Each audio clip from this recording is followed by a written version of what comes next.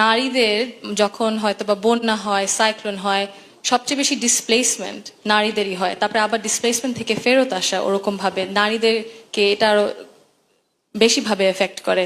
তারপরে ওনারা আরো এক্সপোজ থাকে to trafficking, to exploitation, to informal labour.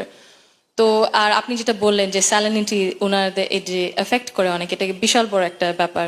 তো এই দিক থেকে অনেক ইন্ডিজিনাস কমিউনিটিজ আছে, বহু বছর ধরে, বহু যুগ ধরে ওনারা করে এসেছেন কাজ এই ক্লাইমেট চেঞ্জের দিক দিয়ে কিভাবে অ্যাডাপ্টেবল হতে।